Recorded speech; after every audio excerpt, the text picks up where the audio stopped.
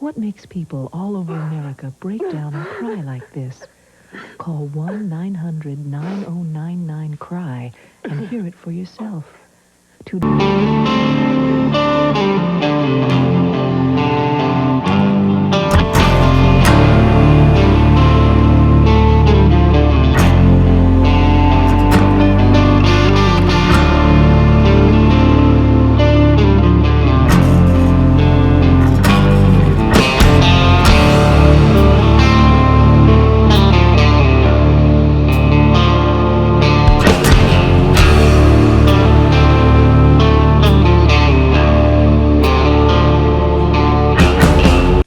Open up some of my goddamn mail. Oh my god, that's just what I ordered. Fuck yeah. Alright, but seriously, let me show you some of the cool shit I actually got.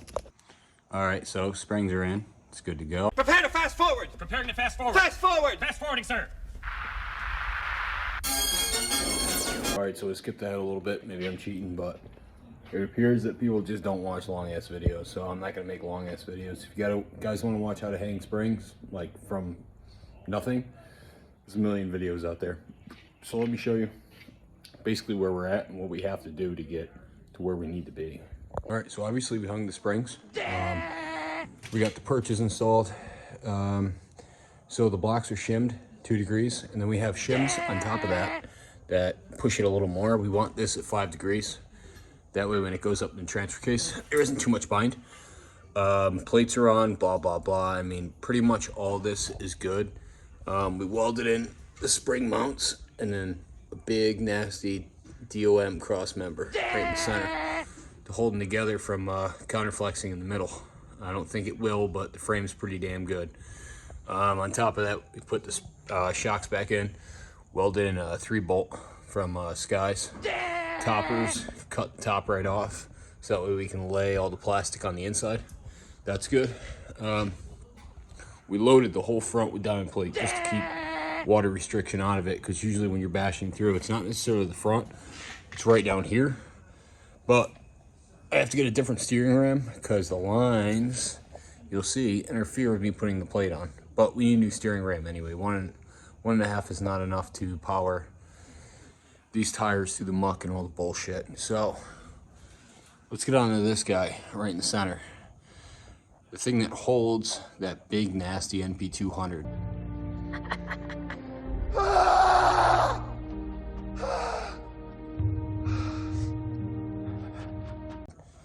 And let me show you the process in which I went to make a cradle, which was a whole fucking element into itself.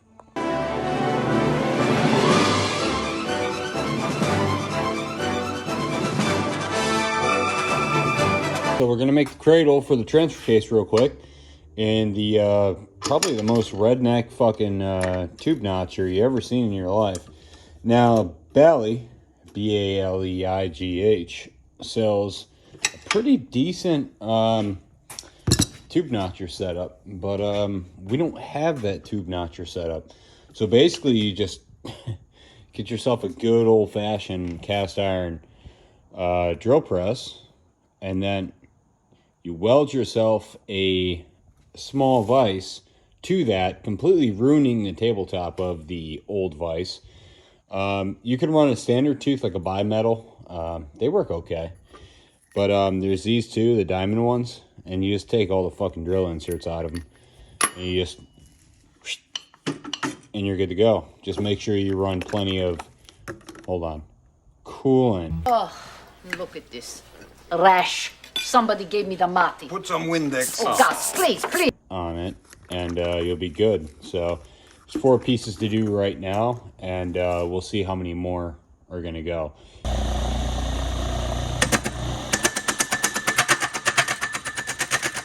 I know it's sketchy, but don't worry, it gets way fucking worse.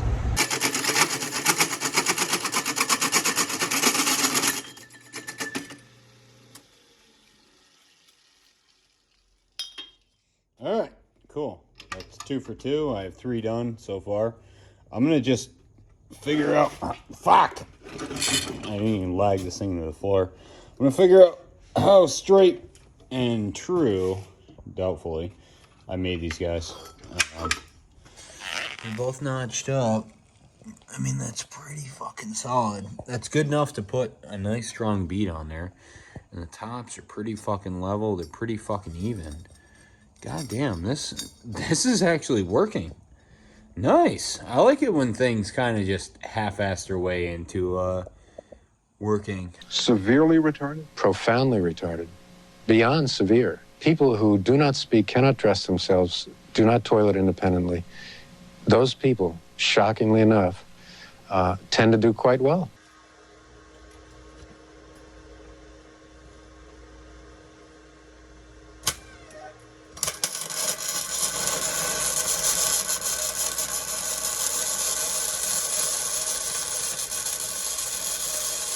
All right, good start. That's one. We got one more to go, and then we're gonna do bang bang. Bing, bing, bong, bong, bing, bing, bing. You know what that is, right? 2 cross members or trusses, whatever you want to call it. I don't know whether or not I'm gonna do a truss, and fucking gun came right off. I don't know whether I'm gonna do 2 trusses like this, and 1 cross member, or just 1 and 2 up top, and then interconnect it to the front axle cross member, but we'll see how it goes. Let's brush this off, see how the welds came, and repeat. So, center of the truck. There we go. So we're gonna run this guy. It's gonna go about 3 inches back, because if you can tell, that's way too close. I'm gonna run some sort of shaft, but it isn't gonna be a short shaft. Anyway, it's gonna be 2 of these either side, just a standard cradle. I'm gonna weld the plate shut. That's getting bolted on here, and it's getting bolted on the top. You can't really see it, but just trust me. And then it's gonna get a strut here and a strut on the far side. All right, so we got her in. She's just tacked on top. She's tacked on the base plate. There is a driver plate that sits on top right here that supports it. There'll be gussets on this side. This will go in with these 1/4 inch, no, they're, Jesus, 1/2 inch 13s, but they have to be developed on angle blocks. So, because the transfer case sits kind of like this, so we have to correct that angle. All right, so here's our plate, right? Transfer case has a mount. Here's your transfer case, right? The transfer case is a mount that's offset, because it's obviously it's not supposed to go flat on flat. So to soak up that distance, normally people just weld a big block in there. What I'm gonna do is make a shim block of 20 degrees, and then make a corresponding shim block of 20 degrees. That way when I put the bolt through, it'll be completely square.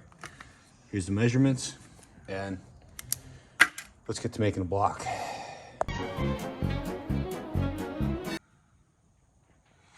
All right, now we skipped ahead a little bit. FYI, the best way to prop up one of these guys, 2 ratchet straps. Who would have thunk it? Anyway, this is completely rebuilt, the MP200, which is a huge pain in the ass. You basically have to buy these working, because parts are so fucking hard to come across. But we're gonna skip all that. That is for, I don't know, maybe if this blows up or some shit like that. But anyway, here's what we done. The parts that I was talking about, the offset blocks have been installed. They are offsetting properly. Good. Basically, we put the 2 arms in. I welded up a big, nasty fucking brace on this side. That side has to be welded still. It's just holding this in so I can get the angles right. So this side's in, that side's in. It's not fully welded, it's just tacked to hold the whole brace mounting in. The whole front, the whole shebang bang. How do you like that? We still have a bunch of shit to put on it until she's finished, but it's pretty much there. The next step is I'm gonna be putting a short shaft between these 2 guys. Drive shafts are like absolute last. I want to get the suspension all set. Next week, it'll be the short shaft, 2 anti-rotation or track bars, if you will. We'll go from here to the mount that I put on the spring hangers. keep that thing from rotating. All right, so as you might notice, besides the blinding light,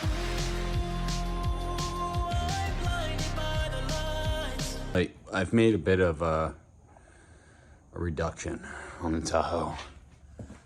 Well, you know, all this got involved and the whole fucking back came off. I figure it's better. You go to the mud box, the first thing you want to do is sit in the back of this thing with 2 folding chairs and drink beer and watch other people. All right, so like all those other YouTubers that do like a 15-part series on a car they're building or a truck they're building, I feel like you guys don't need an update every single day on what I'm doing with the truck. Like right now I have a bunch of projects. I have to replace sprockets and chains and shit because the winter's coming and I like to ride the quad. I got a bunch of parts to buy for the truck. Did you do it? Yes.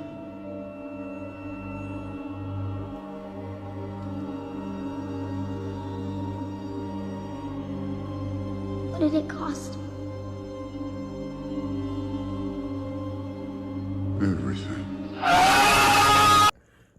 There's like a bunch of other small shit that's going on, like even today, which is a week past like when I clipped and edited the first part of this video.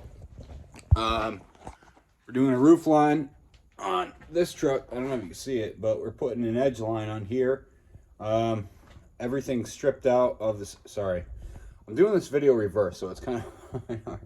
But anyway, I stripped out all the body panels and shit that we don't need.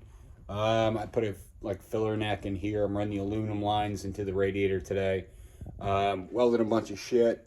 So there's a lot of stuff going on top of like life stuff with, you know, my family and everything I got going on. I put an extension onto the shop. Actually, it's pretty cool. You're gonna like this shit. If you're shop people and you invest a lot of money in shops, you'll appreciate luxury. So I put a sectional in. Yep. And then a full nice amplifier radio system. So this winter won't be completely miserable. But anyway, I don't want to make this too long. I'm not doing like a 15-part series on this video. It's not going to be like, you know, part 1 through 19 of building a mud truck. I'm going to do it in a 3-part series. This is number 2. So we're getting down on the wire, boys. Most of the parts are ordered. A lot of them are custom fabrication, so it takes a little while. Like 4 to 6 weeks to be exact for a lot of the parts. So until I get those, like steel and welding and fabricating shit doesn't take me much time. I could do it in a couple of days, honestly. But I don't want you guys to think that, you know, I'm trying to stretch this shit out to get viewers or subs or anything, because obviously, I mean, look at the fucking sub count. I'm not doing this shit for views because I don't post shit every fucking day. I just want to show you guys, like, if you're gonna do it, here's some advice. Not the best advice. Here is some advice. So yeah, stick around. I want to have this truck, like I said prior, done before winter time. When I mean winter, I mean like the snow, because I think it'd be fun as shit to drive this thing. But it's just more or less like shipping times, because everything's lead time is like really long. So stay around. Keep your eyes peeled. There will be updates and shit like that.